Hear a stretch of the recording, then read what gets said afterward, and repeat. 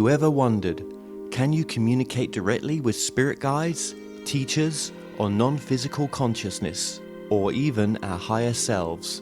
What would they tell us? My name is Kevin Moore, and since 2015, I started to practice a form of communication which is termed channeling. I have been interviewing experts on my talk show to find out, does life continue after we die, and can we communicate with those that have crossed over? With each expert I spoke to, they all had different ideas. Is there knowledge from the past which could be shared with the present moment? So I thought, why not just speak to the non-physical world directly through channelers around the world? And that's what I set out to do. They Call Us Channelers will take the viewers on a journey into the phenomena known as channeling. And my main goal with this docuseries is to bring a new understanding and awareness to channeling by looking within ourselves and asking, is it truly possible that we can all use this innate ability?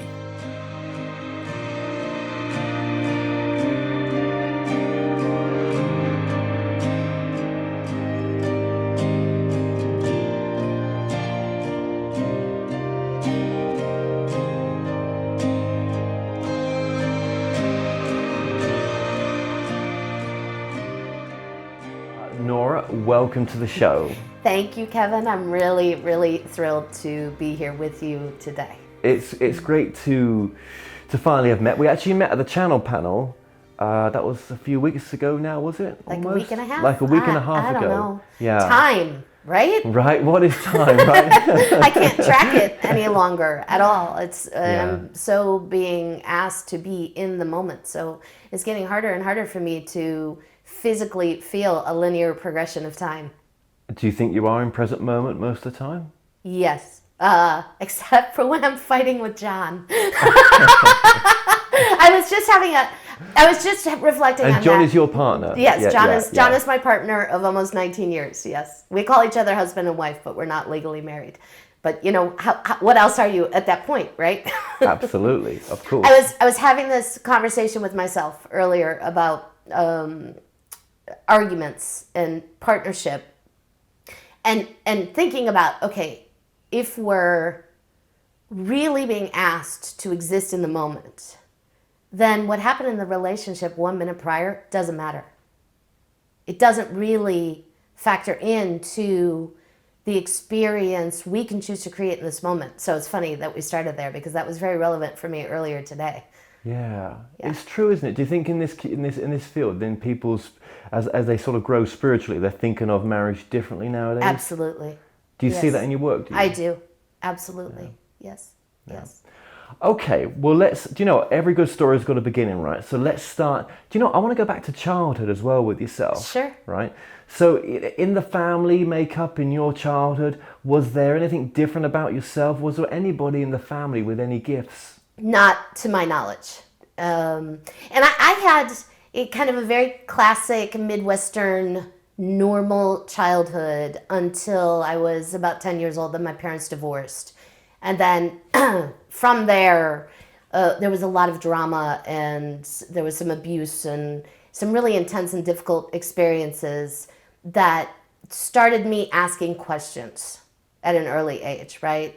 So that drama and that hardship started me looking in different directions because my good Catholic upbringing didn't make sense when I factored in the experience I was having. The only thing I can think of when you asked me that question about family members was that my father loved the show. Oh God, what's the name of it? I can't remember the name of it right now. I can't believe that. In Search Of. That's it. My father loved the show In Search Of. I don't know if you know it, but it was an American TV show. It didn't run for very long. And every week it would be In Search of UFOs, In Search of Bigfoot, In Search of the Loch Ness Monster. And we would watch that together. So my dad always had this interest, but it was always very kind of mental, I think, not applied. Did any of your family members see you transition to this work? Oh yeah, they all have. Right. Yeah. Okay. So it was a very religious upbringing in one sense. It was, I was Catholic. I went to church every Sunday. I did not go to Catholic school, dodge that bullet. Went to public school, and then after the divorce, that kind of radically changed. So why do you think you needed to go through that sort of hardship? Why do you think you chose parents where there was that abuse there as well? Well, part of it is I think I wanted to move through a lot of karma in an early and accelerated amount of time. So I did a lot of work then, healing work in my 20s, that I think a lot of people don't come into until they're in their 30s or 40s or 50s, right? So I was kind of forced to heal at a young age, which then allowed me to open up my heart more and go deeper in my connections and contacts.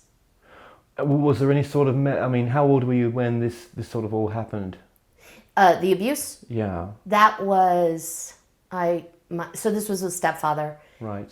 He came in when, and it was mostly psychological, emotional, verbal, not sexual, very little physical, but it was a form of torture. It was a form of daily torture. Yeah. And so I think he showed up just months after my parents separated. So I was 10 or 11 at the time, all the way until I was 16. And at that point I left the house and said, I'm not coming back till he's gone. Where were you based at the time? Mount Prospect, Illinois, which is outside of Chicago. Okay, so, and what kind of material were you sort of diving into at that time? When you talked about you were looking at this spiritual material? So I wasn't really looking at anything. During that period of time, I was surviving and reading a lot of romance novels and kind of escapist fiction, right? Because it was too hard to be in my body and be in my home. So I was constantly, and I was acting and I was doing everything at school I possibly could to keep me out of my home. So I was very involved in that way and very busy. I didn't really start asking, so my Catholic upbringing at that point, I said, okay, yeah. And that never made sense to me, right? At 5 years old, I was going like, if God is all forgiving, why is there a hell, right? And my CCD teachers would be like, just have a cookie and, like they couldn't answer that. So none of that ever made any sense to me. And I hated going to church. I hated going to CCD. I always rejected it. It felt to me very imprisoning and enslaving. So first it was just a period of like, woo, I don't have to do that anymore, right? And then when I was around 18 years old, I saw the movie Defending Your Life, which is an Albert Brooks movie where he dies and he goes to the in-between lifetime place. And I watched the film and it was all about reincarnation and fear and love, right? And as I watched it, I was like, oh my God, that's my belief system reflected there right in front of me.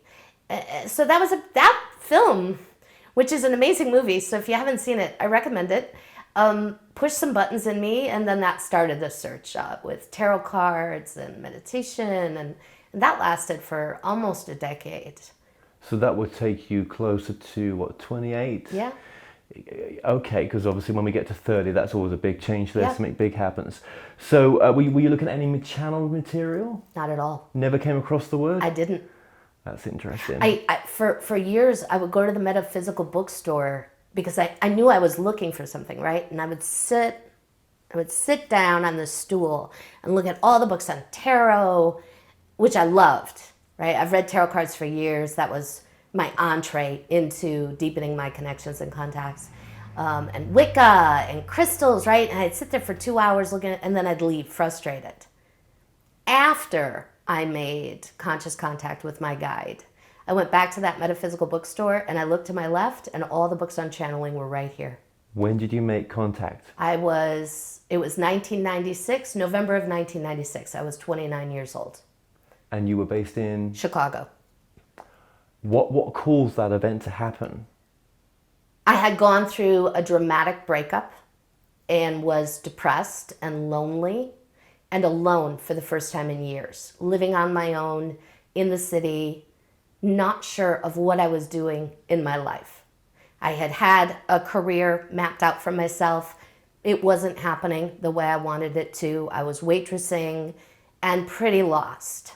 really lost. Not pretty. It's funny that I want to sugarcoat that, right? I was not in good shape. And I was hanging out with a friend of mine, and we were reading tarot cards and meditating together and, you know, being our girly selves together. And she mentioned that she'd recently met somebody who channels. And I said, okay, is that talking to dead people? And she said, well, you know, you could do that, but she talks to her spirit guide. And when she said that, I said, that is the thing. That is it. Let's do it. And she said, yeah, I've been trying to establish contact. I said, okay, well, let's do it together. And we both just sat and focused and breathed. And within a matter of 1 or 2 minutes, my main guide at the time, Mirando, established contact with me. Or I should say, I recognized the contact that my main guide, Mirando, had already established with me a long time ago. I became conscious of that contact. That's incredible. That's incredible. And as you say, when you went back to the metaphysical bookstore, then all those books on channeling were just there. Yes. Yeah. We see what we want to see when we're ready, don't we? Exactly. And it's that divine right timing. If I had come into the idea of channeling too soon in this body, I wouldn't have been able to handle it. My ego would have done different things with it. And it's been such, you know, that was 20 years ago, 21 years ago. It's been such a long journey of... That's a lifetime for some people. Yeah, exploration and evolution. And I am not the same channel today I was in November of 1996 at all. So when that entity, are you still in contact with that entity? Yeah. When they came through, this entity came through, where was your development there in a sense? What did you do to develop yourself? So what got me to the point where I could establish contact? Yes. I was completely vulnerable. That's interesting. And had rejected a lot of my earlier religious programming. I think that's key, right? To deactivate programming and put yourself in a more open-minded state. Now, I had also, I went to college in Chicago proper, right? So I was exposed at a young age to a radical array of races and sexual orientations and ideology, right? White girl from Chicago suburbs, very good girl all through my childhood. A student, good girl. I didn't have my first drink of alcohol till I was 18 years old, right? Yeah. Flung myself into the city of Chicago and immersed myself suddenly in this massive cultural experience that completely altered my personal understanding of reality. So that was major for me as well in my development. It's just been this constant exposing Nora. So I'll talk about myself in the third person here, right? Exposing Nora to different ideas, different situations. Then I went on to work in the inner city in Chicago. I worked in the poorest neighborhoods, teaching theater to kids and young adults. I acted. So I expanded myself in that way. So it's just constantly expanding my own personal consciousness and being vulnerable. So it's the breakup and that what I went through in that breakup that triggered that vulnerability that put me in a place of asking for help. Yeah, and it's almost like when you've lost everything, in some respects you had lost everything at that moment. Absolutely. Right? That was my perspective, yes. Then the contract was ready to be agreed upon, that this was now going to come in at this time, at this moment. It had all been prearranged. Yes. Could you have walked away from it then? Walked away from the connection? The connection, yeah, the voice. No. When I first recognized Mirando's presence in my life, you know, he showed up as this kind of yellow light. I knew his name started with an M, which is huge in a first contact experience, right? Right. But the biggest piece was the amazing transmission of unconditional love. It was unlike anything I had ever felt as Nora in this lifetime. It was not a human love. It was so much bigger and vaster than that. And I was altered in that instant, in that moment. There was no going back. That's interesting. But you must have been wired for it. Yes. Because I think yes, we can say we can all do this, and we can. I mean, yes. I think I've met people who channel just to their family, channel to their friends or to themselves, and there's those that channel on a bigger stage. But then I still think there's something for the wiring. Of course. Yeah. Well, just like a musician is wired to be a musician, an artist is wired to be an artist, a channel is wired to be a channel. You know, we do create before we incarnate somewhat of a blueprint and a timeline, and give ourselves the experiences we need then as children to foster that adult experience. And I do know that I also had contact with Pleiadian beings when I was a child, and went through genetic alterations as a child. Now, that's not something I knew back then. That's not something I even knew for the first decade or so I channeled. Do you think if you were regressed, that if you went back to memories of a child, that some events would be different to what you thought they were? Yes, I already have had that experience. So you've already been regressed? I've regressed myself to the place of recognizing a memory I had was really a holographic insertion, and it was a different experience altogether. Yeah. I went missing when I was around 3 or 4 years old. Okay. Yeah. My mom was changing my younger sister, and we were going to walk down to the end of the block to a friend's house. And in my memory of it, my mother says, "I'm going to change your sister. You go on ahead." Right? I was 3 or 4 years old. Like, there is no way in hell my mother would have said, "You go on ahead." But that's the experience I had. And then I was gone, and then I was found in a neighbor's backyard sometime later, and in huge trouble. And I was so upset I was in trouble because my little girl mind saw my mother say to me, "You go on ahead." Now, I have no memory of what happened between leaving the house and being found. That's missing time for me. Absolutely, that's incredible. And do you think when you get regressed, and when people use regression, you go into the same places where the channeler goes to, in a sense? It's going back to the same source. It's funny, I can feel the Pleiadians wanting to answer that because they might have a little bit of a different answer than I would. Yes and no would be my response to that. What I feel that regression does, it allows us access to our own records. And we keep those records stored in our own energy field. They're not up and away in some big library or warehouse or storehouse. Now, I think that's changed, right? Prior to the end of 2012, I might have said, our records are outside of us and we have to go up and out to get them. That's all changed now for me and for all of humanity. Well, then that would come onto the understanding that actually the information that's been brought through so far from most people and in most books is only a grain of sand on an infinite beach. Yes. That actually, if you just looked at one particular idea, like the life between life stage, what's been brought out in great books as well, actually you can go much, much, much deeper just in that subject. Yes. Yes. New information. Yes. Always new information. Especially now that we're accelerating our integration and re-ascension experience exponentially. Always new information coming in, new ways of accessing information, new abilities activating in all of us at all times. New information because it's going to help us just to see a greater side of this. And because we're able to. We're able to. Some people say, yeah, but all that new information, it takes us away from present moment. But I think the deeper you go, the more it goes back into present moment. Because it's all happening now. Right. Everything. Any lifetime I've had, any lifetime you've had, all of us have had, are concurrently right in this moment. And that's what a lot of the channels have told me on this documentary.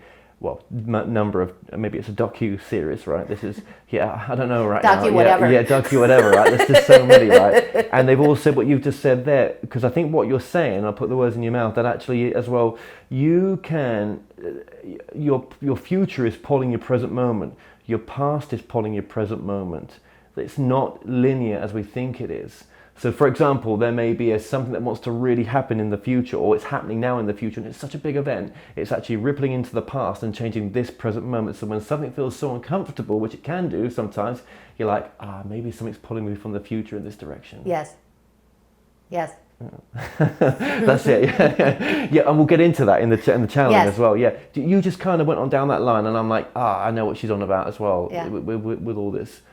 But that's just one idea. There's many things that are going on in the multi-dimension as well. Yes. Reality. Yes. Parallel versions of Nora in this moment, this exact moment with you or another filmmaker, or not doing this film at all, right? Right in this exact moment. I'm sat here, which changes an angle of the questioning. Exactly. Which changes the viewer's experience in the future. Yes. Which changes your take home from this and the person that sat here as well, and just changes things. Yes. And yet we have access to all of that right now, which then imbues this moment in a fuller way. Yeah, and it's not mental masturbation. Right, I was just thinking, right? Yeah, don't do it. Don't get into your head about it, or you'll go crazy. You can though, can't you? Yes. You can. It's not that though, is it? But that can't be the excuse not to cover it though. Exactly. Right. You got to get into your heart and feel it. Feel your way through this information. So we're going to get back to your story then. So we were saying, off air as well. We were saying that, channeling. Where's the proof? Where's the proof? Where's the proof? Like, past life. There's maybe some proof. We can prove something. You're having a regression session. Well, it's down to you. You've come up with that yourself. No one's forcing that idea upon you. The psychic. Well, is it valid or not? With this work, it's different. So the validation is in the way the person takes away a reading from yourself? The validation is in the energetic experience, the emotional experience, the visceral experience in the body in the moment of the receipt of the channeled download. I always like to remind people when I channel for them, I am not the only one channeling. They are as well. To receive channeled information, you have to also be channeling yourself, even if the words are coming through Nora's mouth. Doesn't matter. What is channeling to you? I've had so many definitions of this over the years as my perspective has shifted. So let me get my current. It's a transmission of unconditional love, energy, and information. Sounds pretty good to me. And you will hear you've changed your definition on it. You will continue to change your definition on it. And it's okay with other people with their definitions on it. Absolutely. See, my definition, just bringing me in here, right, is it's like a funnel. That grander version of you is funneled into this little you, but when you channel, that funnel's widening. It's like the hose pipe widens, and there's more of you's coming through a greater version. I love that. But is that true? I don't know. Sure. I mean, I can feel that truth in my body as you say it, just as you could feel my truth of it in your body as I was saying it. Yeah. What I've also noticed for myself is, when I used to work with the Pleiadians, they were absolutely, my experience of them was they were a collective of beings that sat outside of me that I allowed to move through me. Now when I work with the Pleiadians or Yeshua or Calliandra, the beings I'm most familiar with, I am a part of them. They are a part of me. I feel them both in my body and in my field. Well then, okay, no, that's very interesting you saying that. So what's that like to be in a relationship with someone? Because there's more than 3 people here then. Yeah, right. You'd have to ask John his perspective on, but I experienced it with him. I'm pointing to those of you who are watching. John is sitting off camera, so I'm gesturing here to John. But when you talk about relationship, you're not just talking, of course, about sexual or romantic relationship. You're talking about all relationships, right? So if we are choosing to relate to the being we are existing with in the moment, it's not complicated.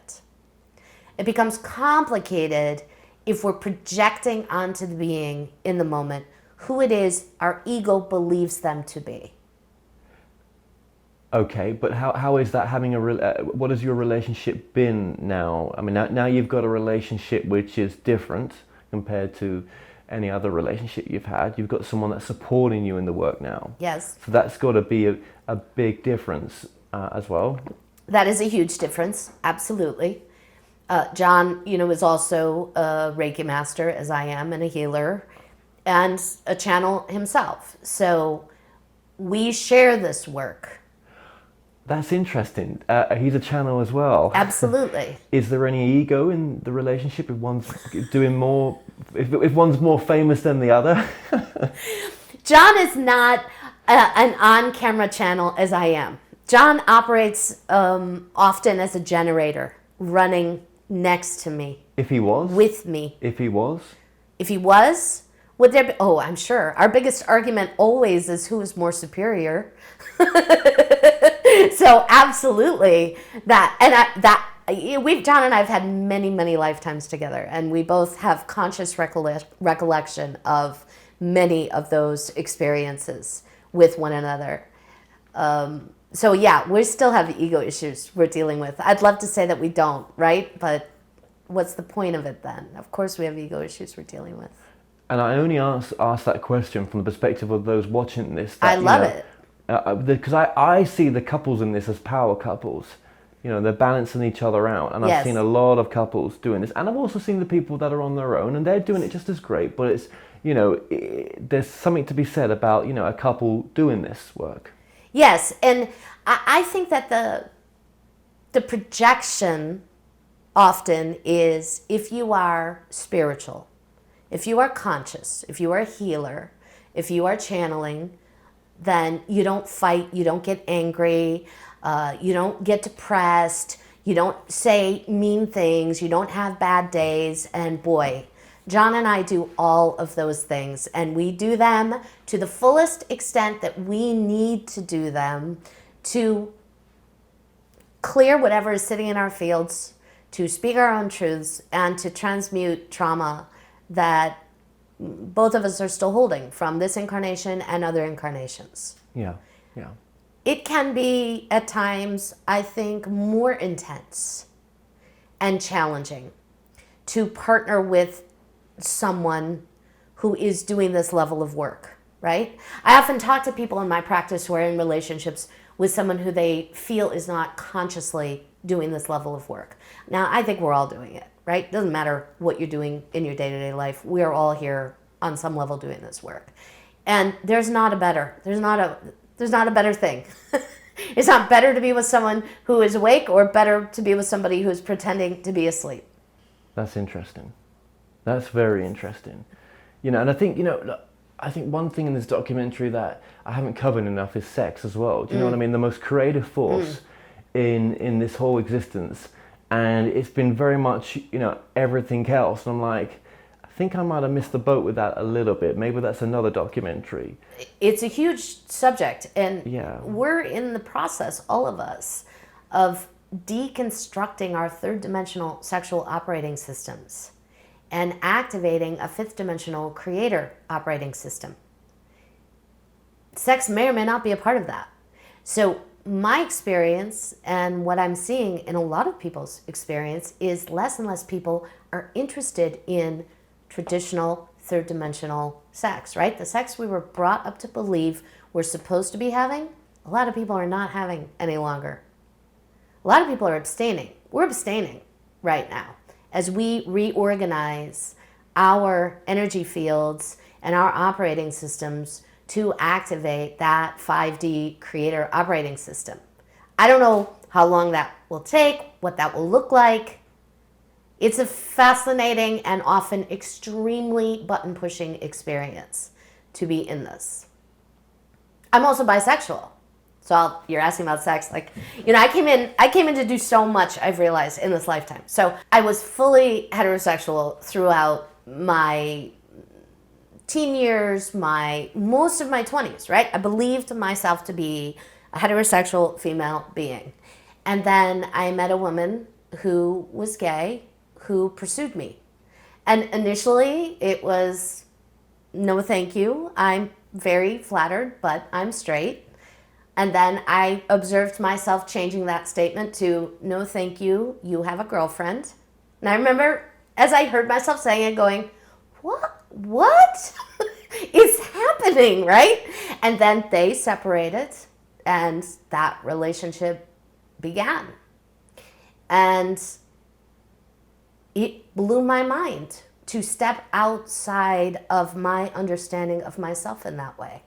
Now, this was all prior to me experiencing conscious contact with Mirando, right? So this was part of it for me.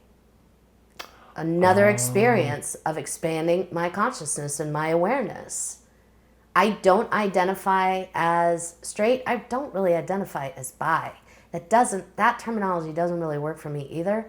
I identify as a universal being of love and light, as are you, as is John, as are my dogs, as is my cat. We can share that love, although I wouldn't want to have sexual experiences with my dogs or cat, right? But we can share that love and that connection with any other being, no matter the packaging.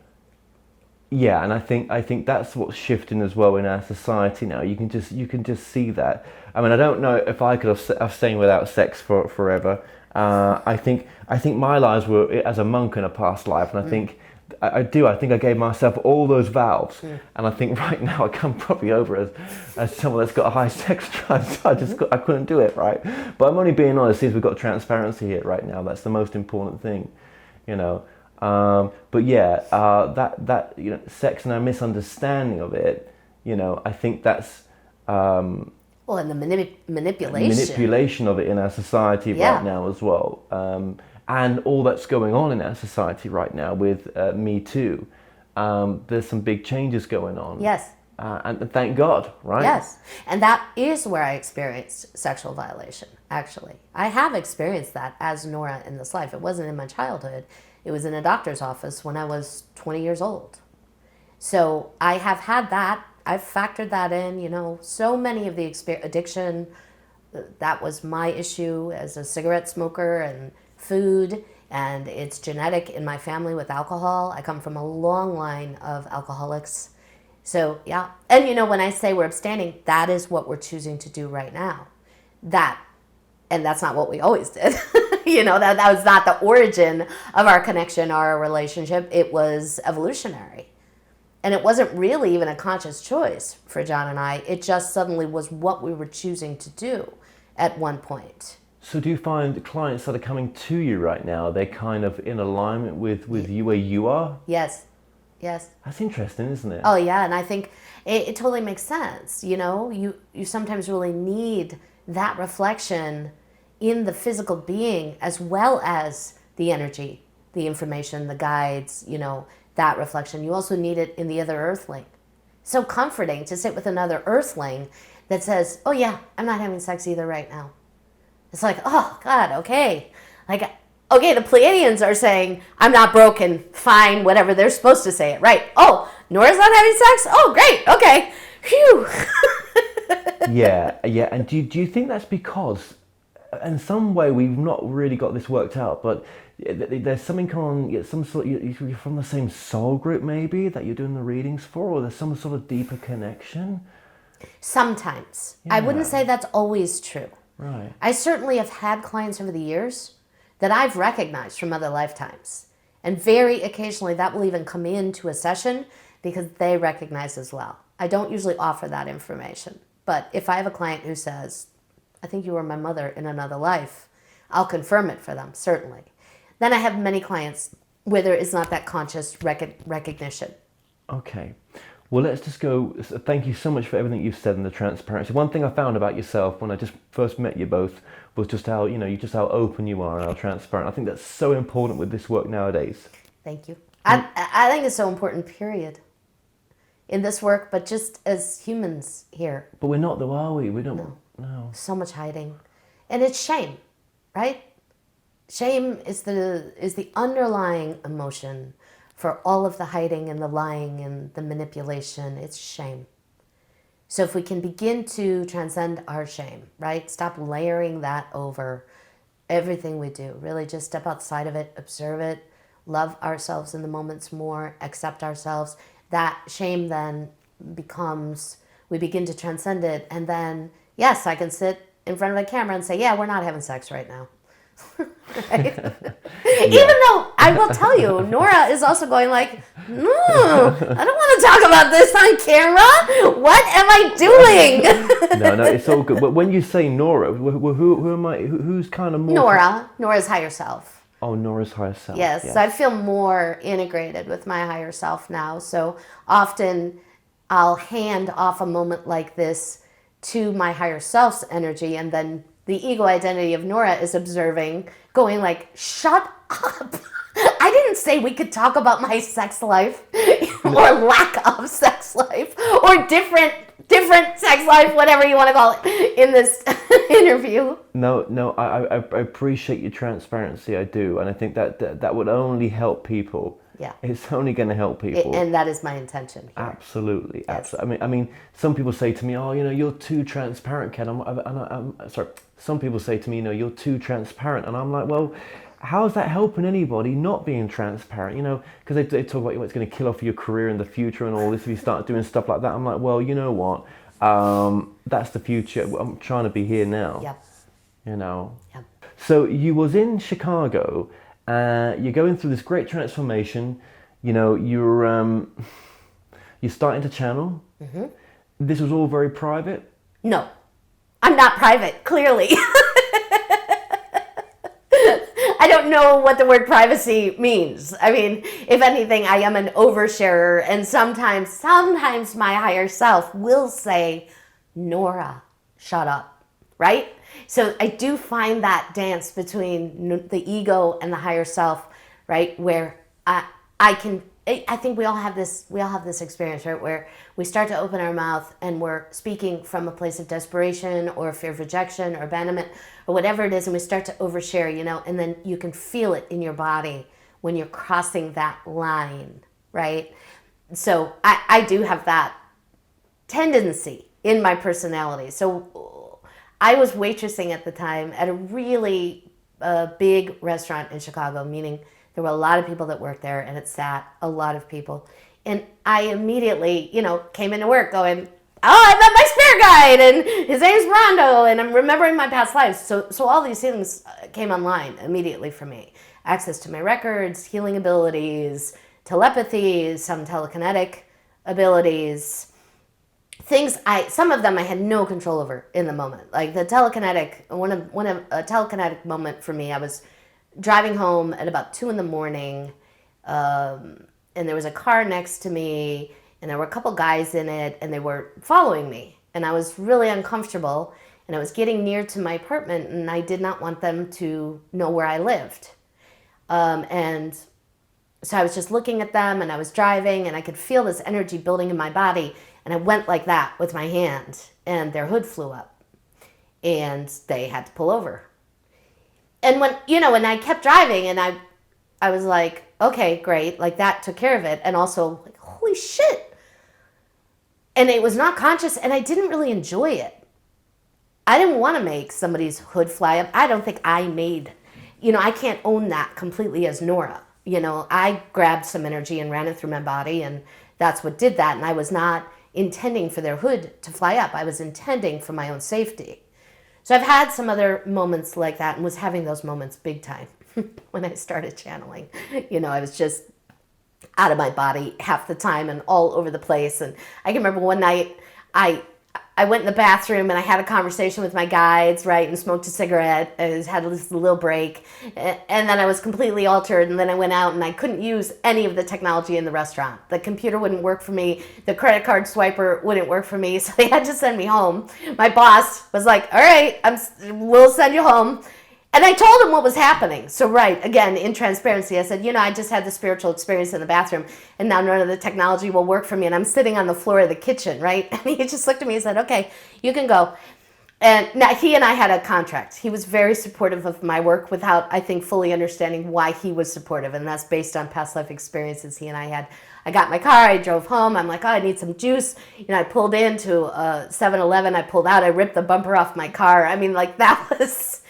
It was, and it's funny to hear about it now, right? And it was also a little crazy. And it took me, I think, about 1.5 years to get really more grounded and in my body. And I recognized about 6 months in, like, okay, this isn't making me any happier.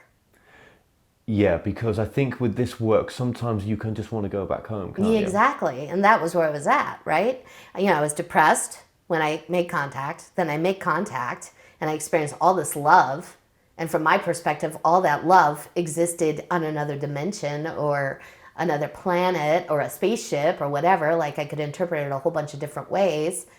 So yeah, then I just want to get the hell out of here, right? So I was still not happy in my day-to-day life. And then I realized that and really got the guidance to stay in my body and experience the love in my body. And that then prepared me for the restaurant closing, which happened. So I'd worked there for almost 10 years. And the Pleiadians, or whoever I was hearing from at the time, Mirando, all of them said, okay, time to go be you. I said, no, I'm not going to do this as my work. Nope, sorry. And even though I knew I was going to do it as my work, right? I knew it. But I was like, nope, not yet. I'm not ready yet. So I went and got another job at another restaurant and lasted there 2 weeks. Couldn't do it. I was done waitressing. Like my body just said, no, we're done. And I went around to the metaphysical bookstores in Chicago and auditioned at a couple of them to be a reader on site. And that was it. No looking back. And I was 31 years old at the time. So that was, 1998. Yeah, there's something about when you turn 30, and it happened to you as well. Well, there's an astrological experience we all go through in our 28th year called our first Saturn return. Are you familiar with that? Yes, I am. So for those of you who may not be, when we're born with the planet Saturn somewhere in our chart. Saturn returns to us once every 28 years. Saturn is the planet of rebirth and intense personal transformation. So typically at 27, 28, 29, we all go through some kind of, or multiple, dramatic life changes. And then the energy tends to sort itself out and we kind of right ourselves then as we enter 30, 31. Now, it'll happen again then when you're 56, 57, 55, 56, 57. For instance, John just went through his second Saturn return. Now, that seemed to be, as I observed John in his second Saturn return, much less chaotic and destructive as the first Saturn return often is. It just is. Sometimes to know who we are, more often than not to know who we are, we have to really jump through hoops to get there. But if you let yourself land in who you are during that first Saturn return, and then be that version of you, that higher version of you, the second Saturn return tends to be a lot easier. For those who don't, for those who resist, second Saturn return is sometimes even more chaotic than the first. So yeah, if you just explain to us then, sort of like from when you were going to those metaphysical bookstores, then onwards to, where we are today, there's a whole story there, Progression. Isn't there? Progression, yes. yeah. Progression, definitely. So I had that night in November in 1996 with my dear friend Amy, where we both connected with our guides consciously for the first time.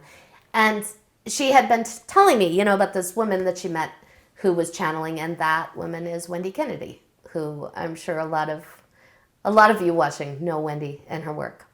So very shortly after that night, Wendy, Amy, and I got together in the winter of 1996, and Wendy channeled for me that evening. And Wendy was doing automatic writing back then as kind of a primary avenue for her channeling, and she confirmed my experience I'd had with Mirando while channeling. She said, oh, you've already met a guide, and he's male, and his name is Mirando. She gave me Mirando's name. And he, and he's yellow in his light, and he's your primary guide now. And I didn't tell her anything about it, right? So I knew that my experience, I didn't need Wendy to confirm it for me. But it was so special to have Wendy confirm it for me. And Wendy and Amy and I immediately recognized each other from other lifetimes. I'd been friends with Amy for quite a while, but that information did not come online. Our experiences together in Atlantis and Lemuria and the First Earth and all of that until Wendy came into the picture. As soon as the three of us got together, we recognized kind of the specialness of the energy between us and started hanging out together, channeling on a regular basis, right? So we'd be in my little basement apartment in Chicago till 4 a.m, channeling away.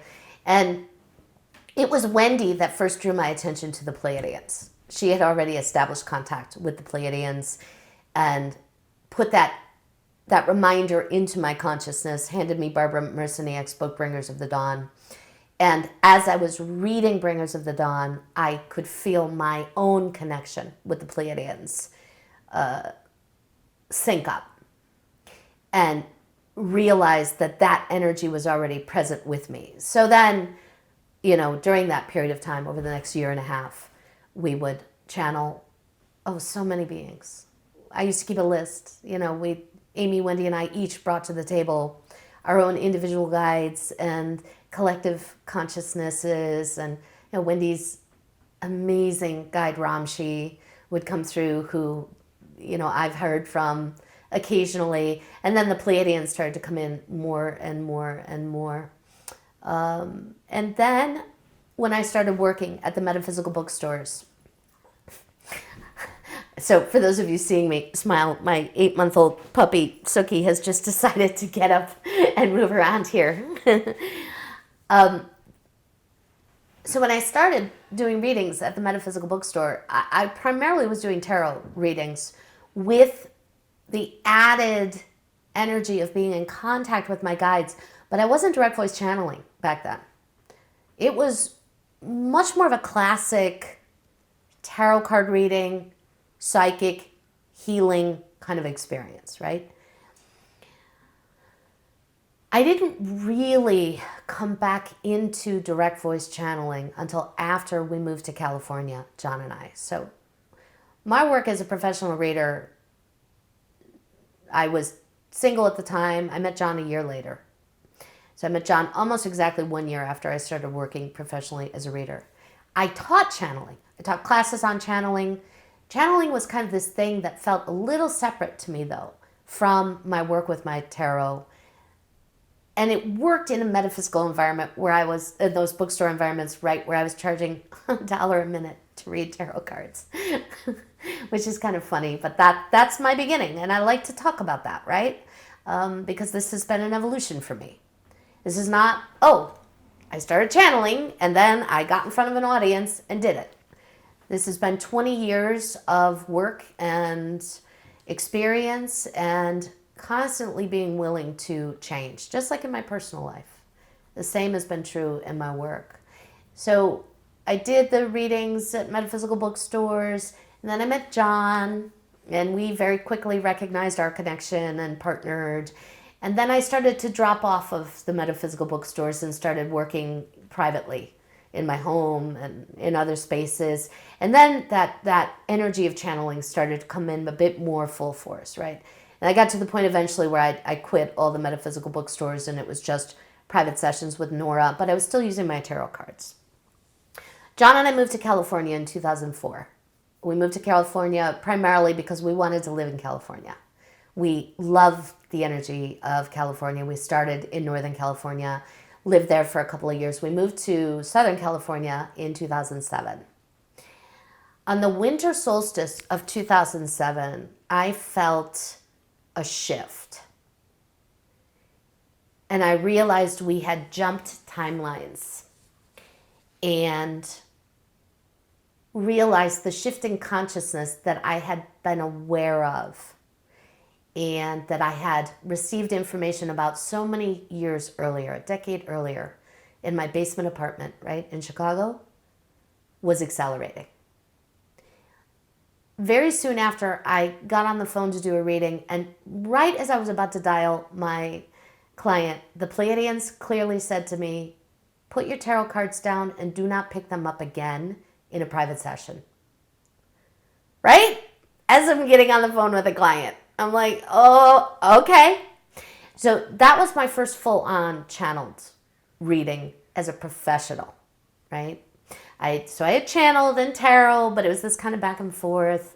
And then that summer, so that was in December. So in that summer, the summer of 2008, Amy and Wendy both came to visit us in Encinitas, California. And it was the first time the three of us had been together again in many, many years. And we channeled and we played, and Wendy had just done tuning in. She brought it and we watched tuning in together. And that was a big shift for me. Then I began doing lectures and workshops and classes. And 6 months later, John and I moved to Ojai, California, which is currently where we live. So we've been here almost 9 years. Wait, I'm doing math. Yes, almost 9 years. And it's just been a progression ever since then. Private sessions, full-on channeled sessions, and interviews and documentaries. And it's pretty amazing, isn't it? It's pretty incredible. And the kind of trust you had to give that as well. I mean, there's a lot of well, actually, was there a lot of trust for you when those voices were coming through, when the Pleiadians were coming through? Did you ever question it? I never questioned it. Yet at the same time, I certainly would feel anxiety in those moments. Right? Like the first one, time, restaurant closes. Time to go be you. Time to go be who you came here to be. I knew that was true. And then Nora, ego, crazy, right, insecure, oh, someone might reject me, it won't work out. Nora was like, no way, no freaking way, right? So that's how it works for me. There's this certainty in my body where I'm like, oh yeah, that's right, that's the right thing to do. And then all the issues to work through, right? So then the same is true. And put your tarot cards down and do not touch them again in private practice. Any of you can do this. Any of you. You're all wired to have contact with your guides. Yeah, you're probably not going to make a career out of it, but there are a lot of things you wouldn't make a career out of. But don't think that I have a special ability or any of the other channels that you've seen. We specialize in this ability, right? Like Kevin was saying earlier, because we're wired in some way to make this our specialty, right? But there's some decision making in that. I can also sing, I can paint, I can hike, I can write, I can do lots of other things. I can do things on my computer. I do my own website. There are lots of things I do. I don't specialize in those things. Any of you that wants to experience this contact, all you have to do is close your eyes, take a breath, breathe into your heart chakras, and let yourselves feel the presence of the beings who are already with you, supporting your journey here in this life. What keeps you grounded nowadays? What keeps me grounded? This relationship with John, certainly. My dogs, Zoe and Suki, my cat, the Smurf. My absolute love of this planet and my absolute love of being here at this time. And that is different from me. Prior to that moment in 2007, that winter solstice of 2007, right? Prior to that, I was very uneasy about being here. Very at odds with being here. After that moment, there was nowhere else in the universe I wanted to be. What is happening on Earth is unprecedented. I can't imagine being anywhere else. What's the most important message you can give the audience? You are love incarnate. You are love. You already are. It is what you are. Everything that you need, you have inside of you.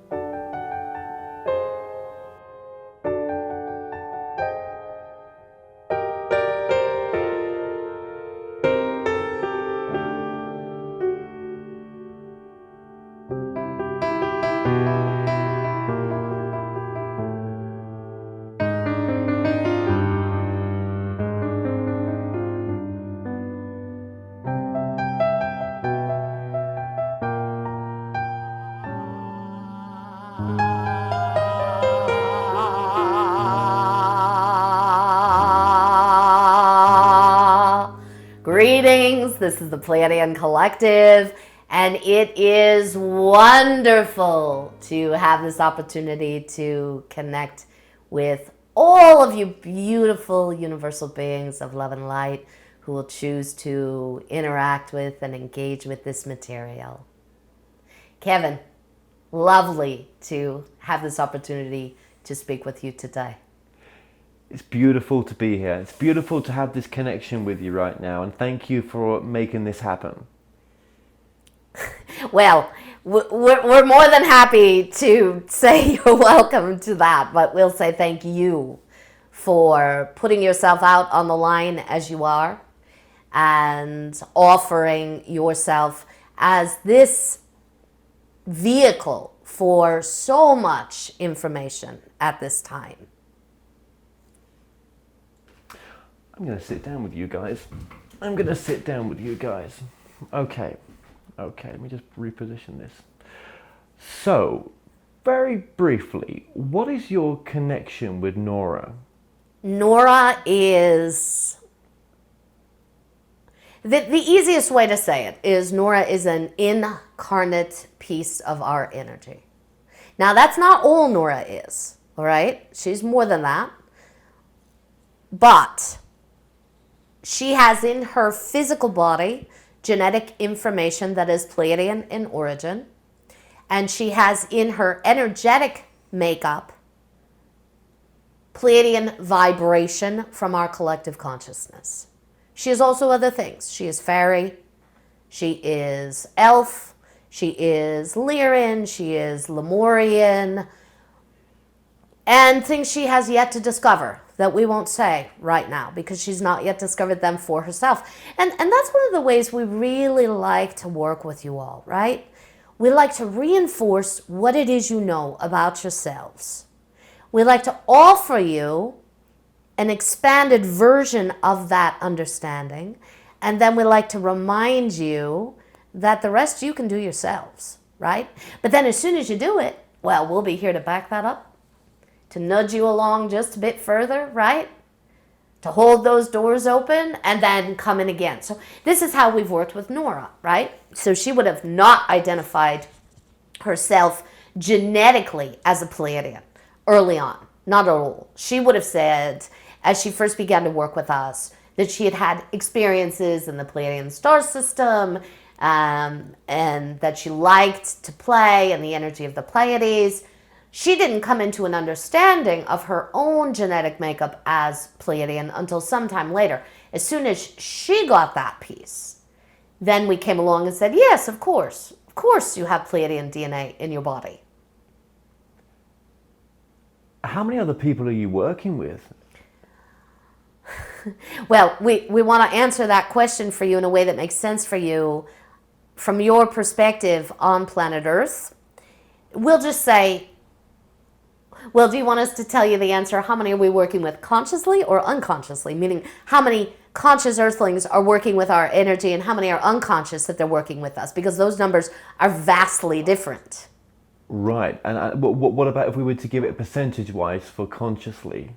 Percentage consciously, we would say 1 or 2%, right? 1 or 2%. Wow. Yes, that is pretty big, yes. Unconsciously, the Pleiadian genetic information and energetic experience on planet Earth comprises anywhere, and this can change. See, the reason we can't really give a solid figure is because we're looking at all versions of reality that exist right now, right? Right, so not just this. So we can't just give one number that sums it up.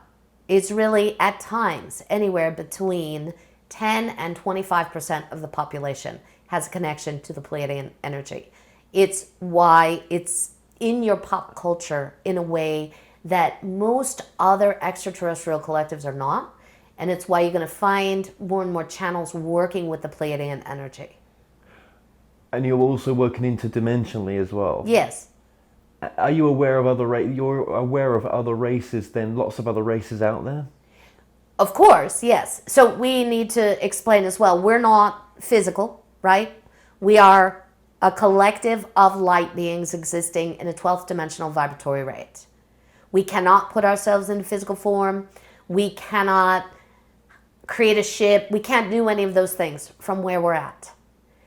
We can view the totality of the universe. So we are aware, of course, of the many, too many to count, right? You all have no idea how many beings you're all working with there on planet Earth that are extraterrestrial in origin and both in physical bodies, and then other groups and collectives that are light beings as we are.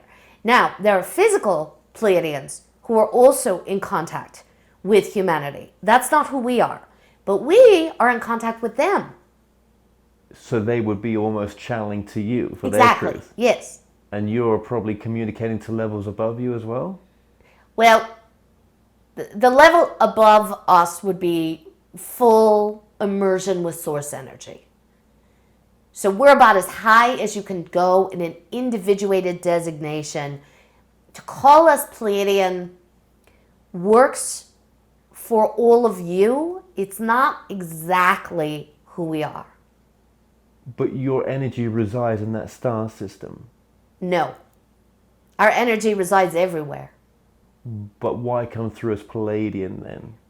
Our energy helped to create life in this universe, and our energy, more often than not, works specifically with the Pleiadian beings, and all beings the Pleiadians then helped to seed and interact with and have karmic connections with, which is vast. And there's lots of us on this planet with karmic connections. Yes. That makes a lot of sense. I can actually say that. Okay, and obviously there's others who have been bringing an essence of you through, but we all filter, don't we? That's the thing as humans. Yes. There's no one right interpretation of our energy, right? As there's no one right interpretation of anything on your world. We like to say this, right? You've heard us say this before, Kevin. There are as many versions of reality to experience as there are beings to interpret reality. You are all creative beings. We are all creative beings. So Nora is going to filter our energy through her consciousness and offer a very specific version of the Pleiadian energy. The other beings, earthlings, channeling the Pleiadian energy, will offer their very special versions. In this documentary, a lot has come through on the multidimensional realities. And in this particular occasion, I'm bringing this question through because Nora's already brought it up in the conversation. What's so important about recognizing that right now?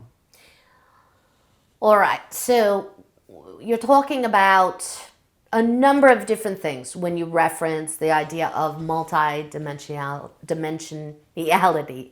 You can feel Nora there stumbling over the word. So that's an example of the filter getting in the way of the information coming through, right? Which references a conversation we were having earlier, how the filter affects the information itself. And that is an example of a multi-dimensional experience, right? We're coming in with the 12th dimensional vibration and frequency, bringing our energy in. Nora is adjusting her 3rd, 4th, 5th dimensional energy, and that's how we would view Nora and all of humanity at this point in time, right? You're transiting from the 3rd into the 5th dimensions. This is the story we tell. There are the words dimension and density being used on your world right now, sometimes interchangeably, to describe the integration and re-ascension experience. And it can be confusing for all of you because depending on who you listen to and what you hear, you're going to hear 4 or 5 used interchangeably, and they're not the same when it comes to dimensions, but perhaps a 4th density is the same as what you would term a 5th dimensional experience. So we don't want your heads to get all caught up in that. But back to your question, Kevin, about the multi-dimensions and the way that plays out for all of you in reality. So one way it plays out is that you have access to higher vibrational experiences in your bodies right now. So Nora is having a multi-dimensional experience right now as she brings our energy through. Then you have the ideology and the understanding that there are multiple versions of this particular moment in time occurring along parallel or multi-dimensional realities, right? So there's a version of Nora channeling, sitting in this chair, then maybe on another timeline there's a version of Nora on the couch. Perhaps there's a version of Nora in the kitchen cooking dinner where she's not channeling at all. That's a big leap, but that's happening. They're all happening, right? And maybe that's because in this moment in time, Nora's cooking dinner right now because the channeling happened earlier in the day, right? On that timeline. So each of these moments appear to be on separate timelines from your third dimensional perspective, happening completely apart from the other moments. But when you apply a fifth dimensional understanding of reality, all of these moments are happening right now in this moment, interacting with each and every moment. So Nora is in touch right now then when she starts to access the multiverse in this way. Nora is in touch with the version of her that's channeling on the couch, the version that's channeling here, the version perhaps that's cooking or involved in preparing food. And then that creates a richer experience in the current moment that your third dimensional consciousness is focused on. So how does that help you all? That's the next question, right? How do you apply that to your day-to-day life? All right, well, let's say you're in the midst of a conflict or in the midst of an experience that feels challenging or difficult, or you need help, right? There are many versions of you in many other versions of that very moment in time that are having a different experience, that perhaps have already gotten the help, perhaps haven't created the problem at all, perhaps created the problem, got the help, and now have moved on to helping somebody else who's having the same exact issue.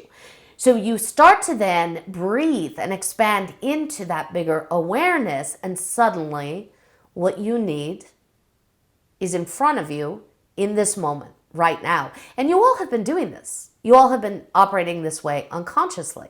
So what you get to do now is you get to begin to do this consciously, right? You get to begin to play in your world in this way, right? You can stop yourself in the midst of whatever the moment is, or the panic or the fear, and just take a breath and go into your heart chakra and expand into the knowingness of the multiverse without your mental body being able to grasp it, right? Because your mental body is not going to be able to go there, right? As soon as your mind starts to try to track all the moments and the entirety of the experience, it's going to shut you down. So you can't do that. You just want to drop into your heart chakra, take a breath, expand your energy outwards. That allows you to both focus and access more data, access more energy, and then the solution, the help, the conflict resolves. Suddenly it's like the conflict wasn't even there. So it's almost like I want to say to you, you know, where is the progression in all this? What is happening right now, and where are we heading towards? All right, so this is the story that we are telling, right? You are in the process of integrating your higher selves / your fifth dimensional identities. We use those terms interchangeably. We use them in the same way. So we might say higher self, we might say 5D identity. We're meaning the same thing when we say that. You were in the process of integrating that higher version of yourself into the density of your third dimensional containers via your third dimensional chakra system. Now, when we say integrating, what that seems like initially to all of you is that you are pulling in the energy of your higher self, right, into this vehicle of your third dimensional body and changing from the inside out in that way, meaning you're having to pull in your higher self.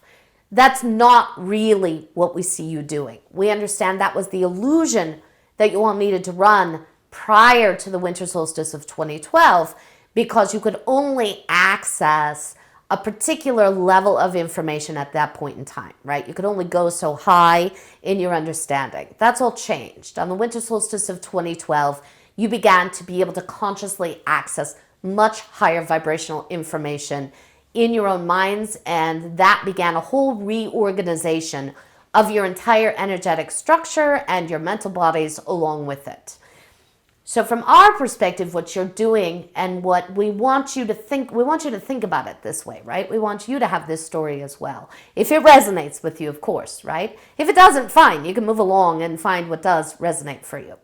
What you are doing is you are deactivating implants and filters that aligns you with a third dimensional version of reality through the transmutation of unhealed trauma moments.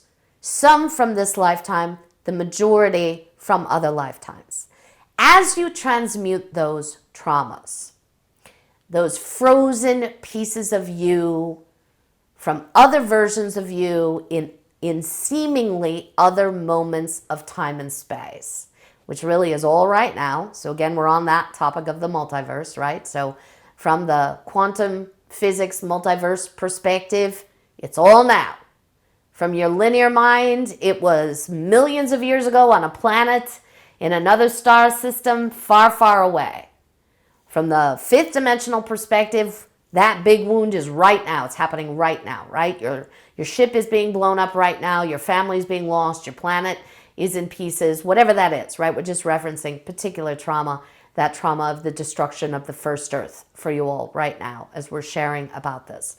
So you begin to access these trauma moments in your own third dimensional structure in your physical bodies. And the way to do that is to pay attention to your physical body. Where do I literally feel that trauma in my body, right? So the first thing is you identify, how are you feeling? I'm feeling really a lot of grief. And where do you feel that in your body? Wow, I'm feeling it in my heart chakra. More often than not, you're going to feel those things in your heart first. And then we'll say, look a little deeper. Where else do you feel that grief or that anxiety or that fear or that loss or whatever it is? Oh, look at that. I'm feeling it in my stomach, or I'm feeling it in the soles of my feet, or I'm feeling it in my knees or my hands, whatever. Right? Then you're starting to do this deeper transmutation of trauma work where you're working with your lower chakra system here and stepping into a more unconditionally loving space then with the versions of you that experience trauma on these other timelines. And as you do that and transmute that trauma, suddenly you create space in your lower chakra system. And in that space, then you begin to access the energy of your higher self or your 5D identity.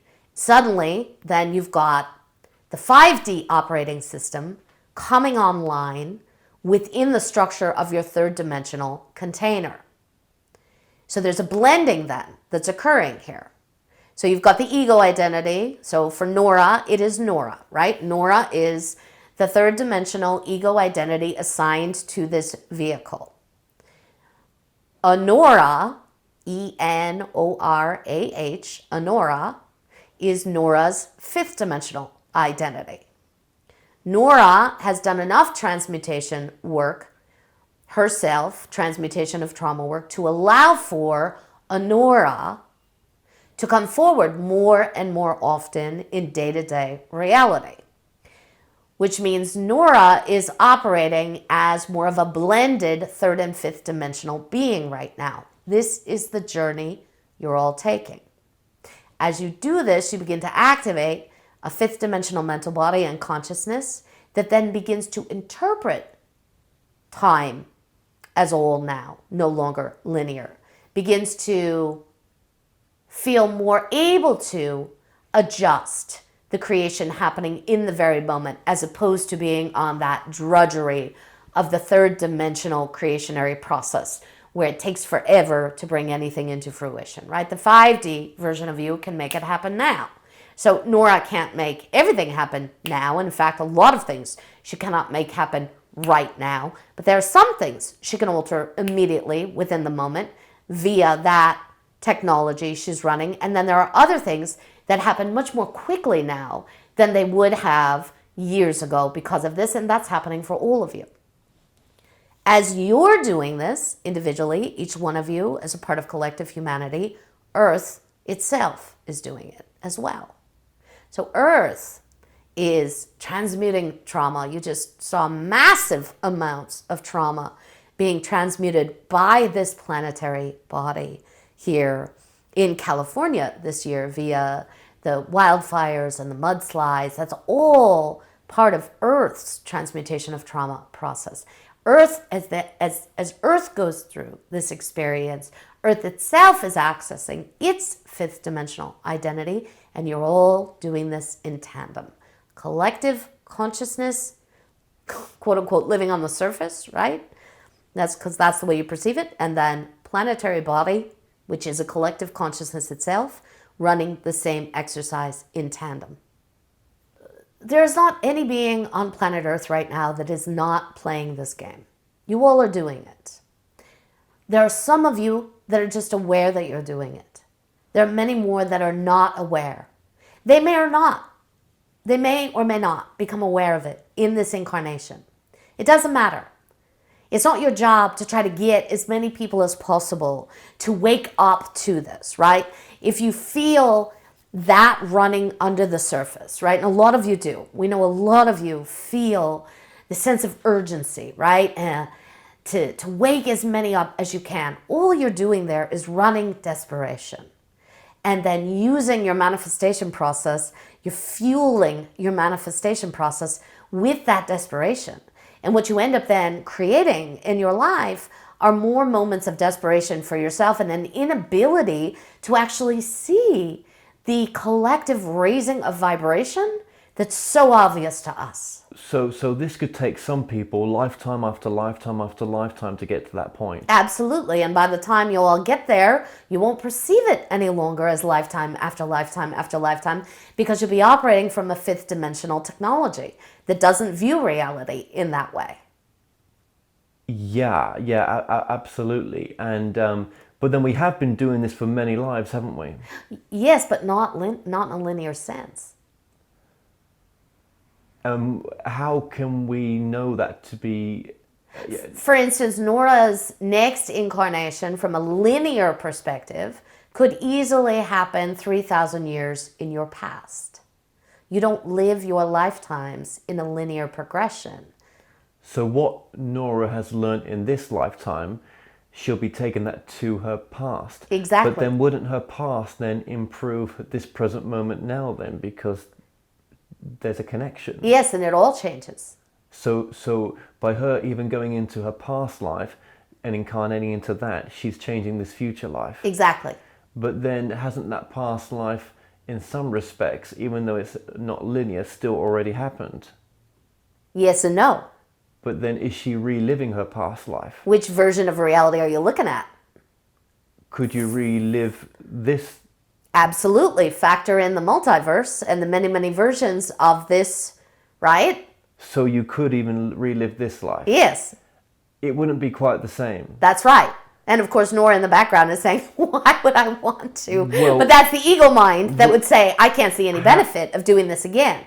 Let's concentrate on Nora then, because this is interesting. How many times has she relived this life? Too many to count.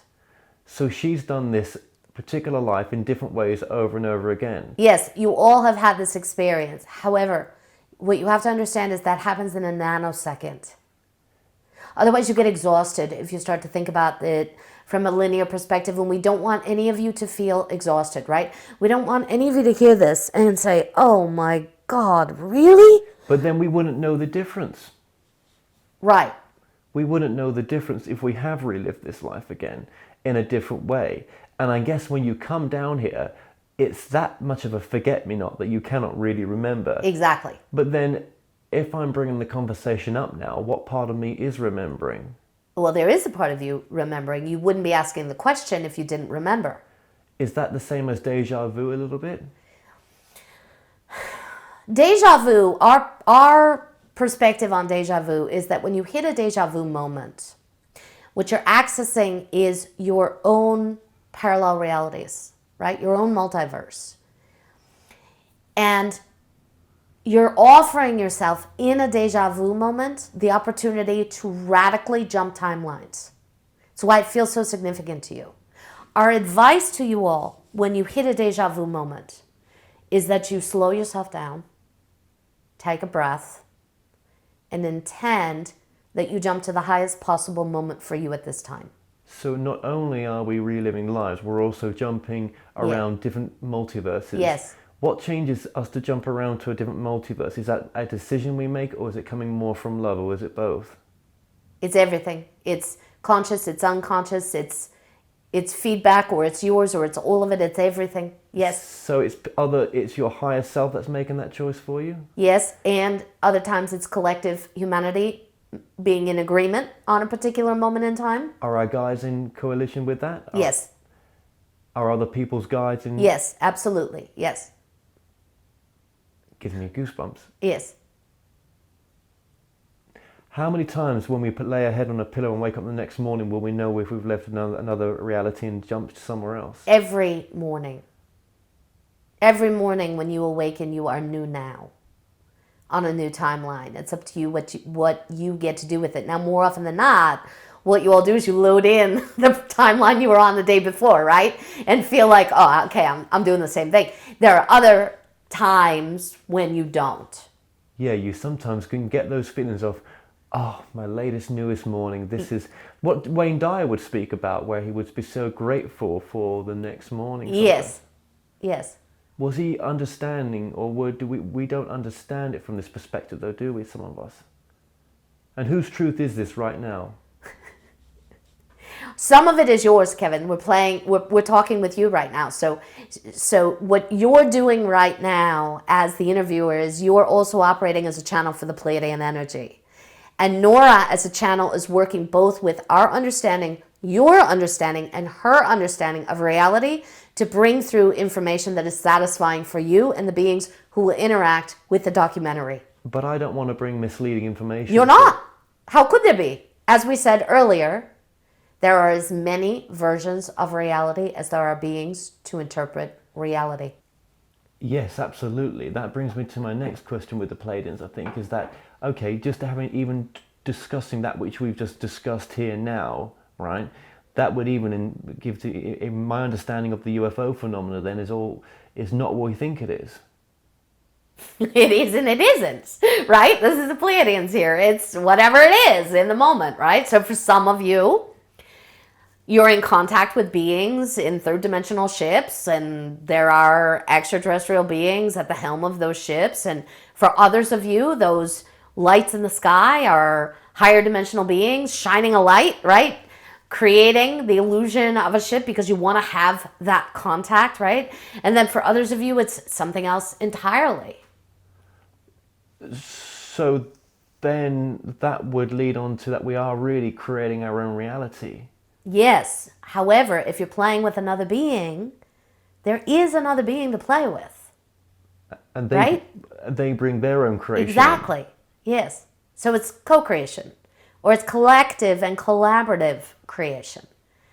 The one thing you cannot yet do is conjure up another being out of thin air, right? You can't do that in 3D. Calliandra here. I'm Calliandra. I am fifth dimensional fairy. In 5D, we can do that. We can make something out of nothing because we have infinite access to energy, to universal energy, in a way that you do not on planet Earth. But is 5D the same as the dimension we go to when we cross over? No, it's not. Not the story we tell, not the story the Pleiadians tell. We call that the seventh dimension. That's why you have the term seventh heaven on your world.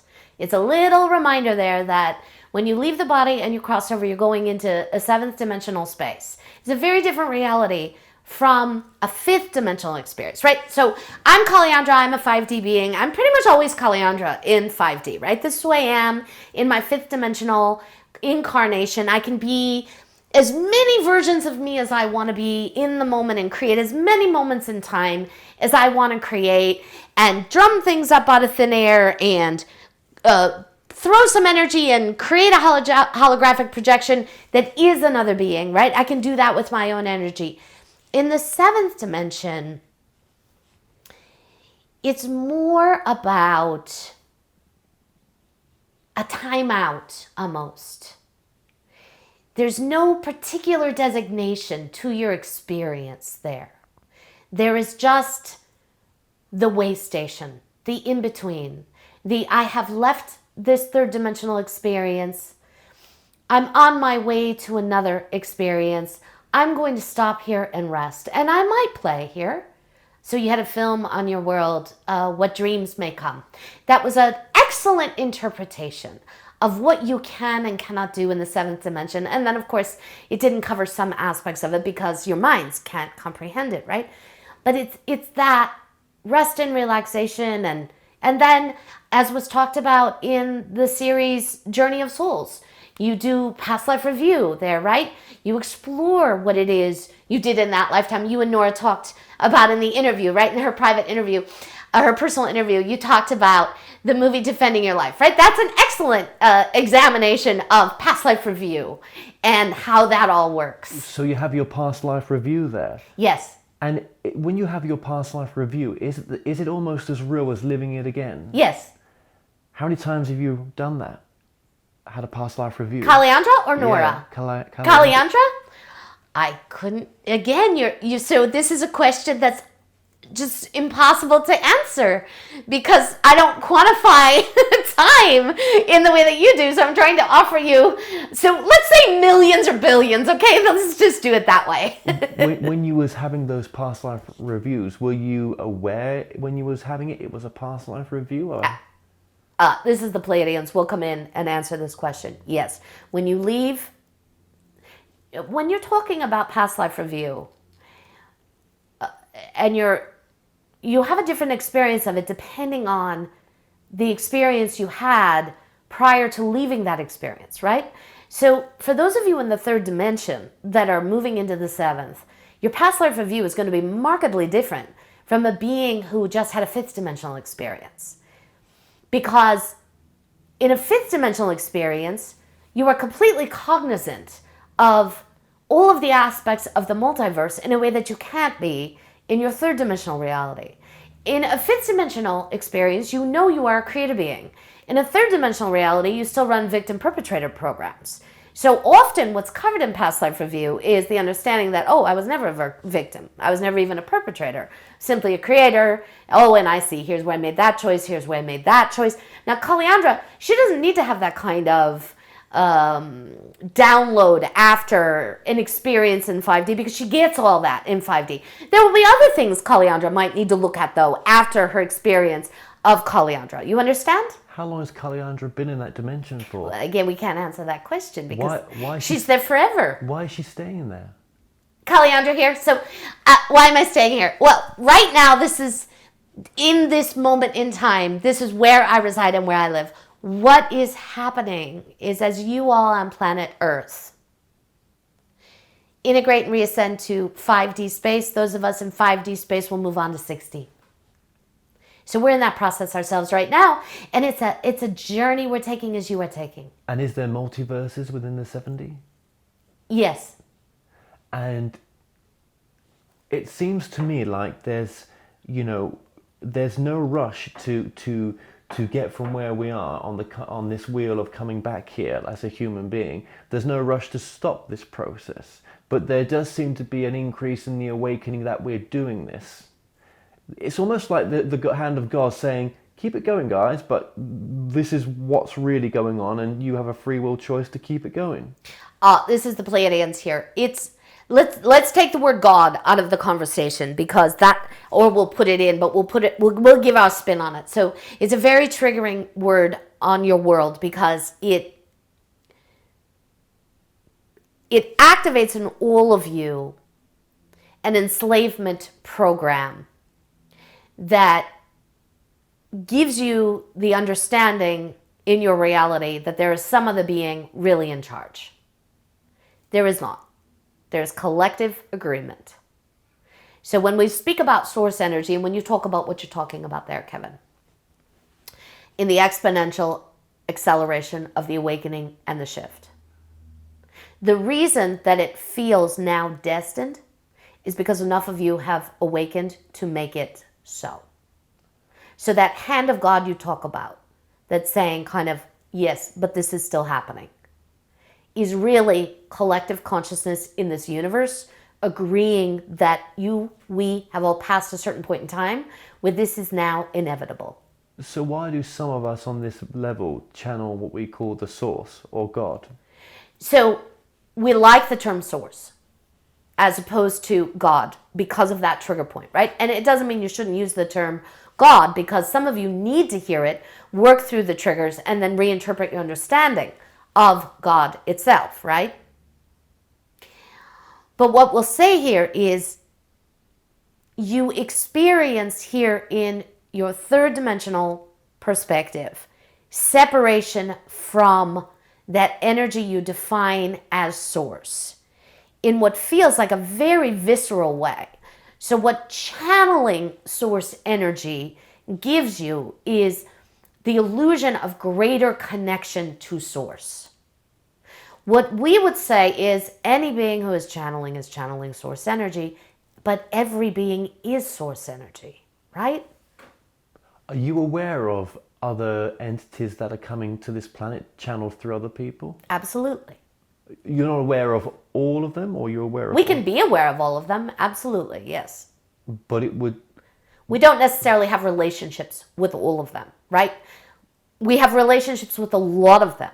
And that's also changing as more and more awakening on Earth, as more and more are coming into connection and contact. That's expanding our experience of the universe as well. It almost feels to me like when we get to not when we get to your level, when we are wanting to rejoin you, and then you then want to rejoin levels above you, and this is a continuous kind of dance queuing up and up and up. It's almost like at some point there's a restart of something, like there was a void that gave itself to create this, what I call the spark. And there's no understanding of when it restarts what it's going to become. Exactly, yes. None of us can know because we haven't agreed upon that yet. But had I not been here in this moment now, saying this to you, would this have been anyone else's understanding? Would this have come out any other way? Why am I bringing this through? For you personally, you have your own timeline of stories and experiences that you have had that have shaped and created your particular belief system and your filter as a channel, just as Nora has. So you are this very special piece of source energy carrying this particular vibratory understanding of the universe, as Nora is a very special piece who has her own vibratory understanding, etc., and on and on. And anybody watching this is the same as well. Exactly. And the people not even watching exactly. All of us. Yes. It's like the snowflake theory, right? It's so cliche for us to reference that, but you understand it. There are no two snowflakes exactly alike, right? You are all the same in this, in that we are all the same, and yet we get to differentiate ourselves in this universe. So it's our coming up with our own understanding of what this may be, a progression for you as well. Yes. But if you were in a place of trying to help us awaken again, you would seem to be knowing more than where we are now. We would seem to. But yet, in this conversation, it seems to be that we're helping you awaken as well. It is absolutely a give and take, a co-creative experience. We like to say we're not higher. We offer a different perspective. Just as you offer your perspective, just as Nora offers her perspective, just as all of humanity offers their perspective, and we each learn from the other, right? And this is so important for all of you who are tuning into channeled information or following channels. There is no being higher than you are. There's just different vibratory rates and experiences, and you are not working your way up the ladder of ascension. You are already source energy. You've already all had the highest experiences you possibly can have in this universe and beyond. So what are we awakening to if we're not ascending? We like to say you're re-ascending. You see the difference? I think so. Re-ascending. Already ascended. Even though the reascending is not sure of what it's going to become once it's done. Exactly, yes.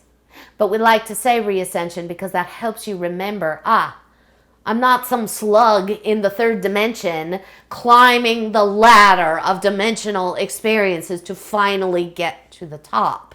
And there may be a case in the future where you're having a conversation with someone else who's able to take this conversation further than I can. Absolutely, yes.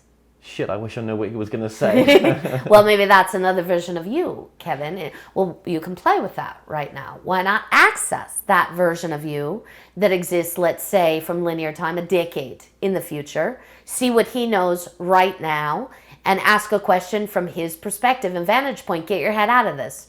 Just let it happen. Are you currently having a human life here right now in this existence? Are we, as the 12th dimensional Pleiadians, having a human life? We're having many human lives, and no, at the same time, we're not. Is there different aspects of us living? So if I'm Kevin here right now, yes, is there other aspects of me on planet Earth? Yes. Having Kevin and having my soul DNA experience, but from different experiences. So, for example, there's Kevin maybe in Australia that's having a life of suffering. Yes. Kevin in Africa that's Yes. having a life of abundance. Yes. Right. What a country to choose. Right. Yes. Kevin. So yes. So there's different aspects of Nora then on planet Earth. It's Yes. not just. And they're not all called Nora. Has she ever bumped into other aspects of Nora? This is Nora, I have, yes. When I first started channeling, I became immediately aware that there was another aspect from my oversoul incarnate. So that's the way I term it, right? That we're all, each of us individually, part of these beings that we refer to as oversouls. Nora is living in Ojai, California. I am a piece of the oversoul. Then there is another piece of the oversoul incarnate in China. As another woman altogether named something different, I don't know her name, we are communicating telepathically. So when those aspects start to die off, or they don't want, whatever, I guess it all goes back to the oversoul. It's all part of. It's all a major push, isn't it, to for an even further expansion, to have all that experience for one oversoul. Yes, the passage is you leave the body, you go to the 7th dimension. So as you leave the body, you are immediately connected to your guides, those you love. In fact, they're there with you prior to you leaving the body.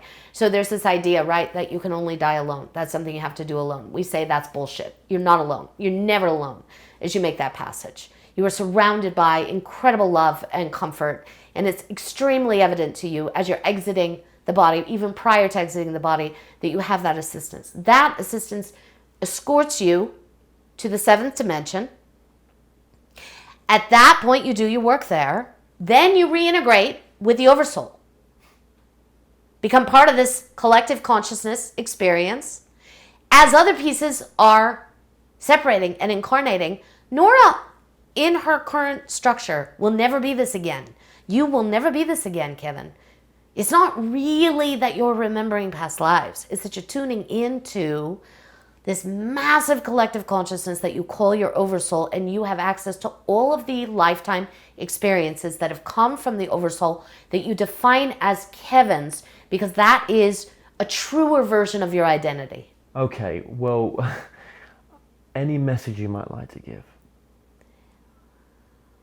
We love you, we love you, we love you. We are always with you, always available to you. All you need to do is close your eyes, take a breath, and let yourselves feel and know that we are present with you.